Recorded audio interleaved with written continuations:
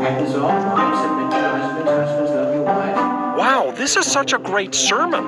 Yeah, so insightful. I wish Trudy were here. She really needs to hear this. Oh, absolutely. And I can think of a dozen more people this could help. Oh, they'll be so happy when they repent. Yeah, thank goodness for the scriptures, right?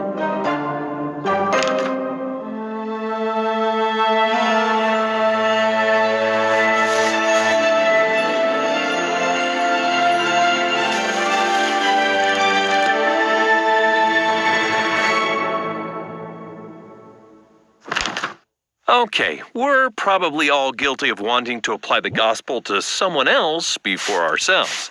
And of course, it's great to share what we've learned with others. But one of Jesus' biggest messages in the New Testament is to stop worrying about others and for us to partner with Him to overcome the burden of our own sins. In our hike up Mount Mortality, we tend to load up our pack.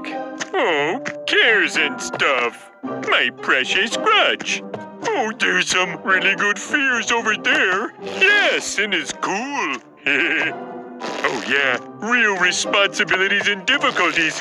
And don't forget the donuts. Sure, we can try to struggle up by ourselves, or we can partner with the wisest, strongest person in the universe. And he can even help us offload unneeded baggage.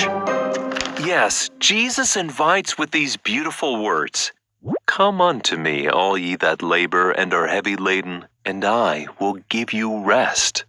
Take my yoke upon you, and learn of me, for I am meek and lowly in heart, and ye shall find rest unto your souls. For my yoke is easy, and my burden is light. Okay, but really? How do we let go of cares, stresses, sins, and sorrows? Well, it's right there in a trust sandwich. First, we need to trust that He is the master of both justice and mercy. Sometimes we think we need to meet an impossible standard. Sometimes we want justice for others and mercy for ourselves. But that's not really mercy, right? Worrying about all that just weighs us down. But under His yoke, an ironclad commitment to stay together with an infinitely powerful being, we know that we can mentally and spiritually offload our burdens to Him, because He's got this. Study, read, ask questions, think, and change. And while change is scary, we can trust He's kind and incredibly patient with us. Yes, this is the heart of His good news and God's plan. And it works as we recommit each day and week to being one with Him.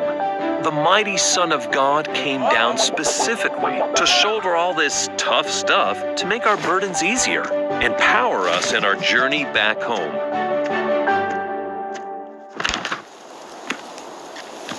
One Sabbath day, Jesus was going with His disciples to the synagogue, or church, and their tummies were a-grumbling. So the apostles ate some grain from a field they were passing through, and suddenly the Sabbath police jumped out. See, some of the Pharisees were obsessed with the law, so anything they perceived as work being done on the Sabbath was a huge sin. They accused Jesus of letting His followers harvest grain on the Sabbath. But Jesus calmly referred them to the Old Testament story when David and his men took food from the temple, which the Pharisees had no problem with, though it appeared to be against the letter of the law. The Sabbath was made for man, and not man for the Sabbath. Jesus then teaches the real purpose of the law, which is a blessing for us. Sometimes we can complicate something so much that it can become a burden, even the gospel. See, the Pharisees were so obsessed with their twisted cultural way of thinking that their focus was more on the law than what it was meant for. It became a barrier to the truth that could set them free. So, how can we let the Sabbath help us? Well, any doctor, coach, or trainer would say our body needs rest to be its best. And with so much vying for our attention, our brains need quiet time from the world's noise. And the Sabbath is perfect for recharging our spiritual force field to be pumped up to face the next week. Yes, by feasting At the spiritual banquet table, we can deepen our connections to God and be filled with His Spirit.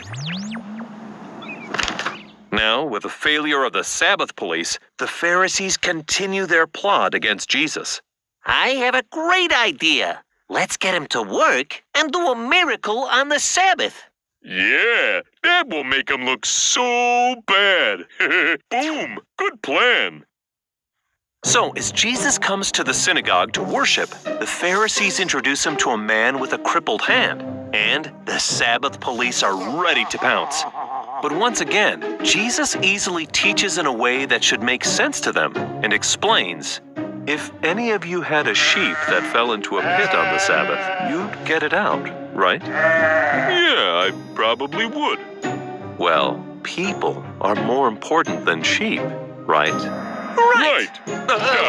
Wait. Dang. Foiled again. Jesus offers the gospel, not to burden us, but to free us. And so, he healed the man. Uneducated, twisted, overcomplicated understandings of the gospel don't need to get between us and His loving power.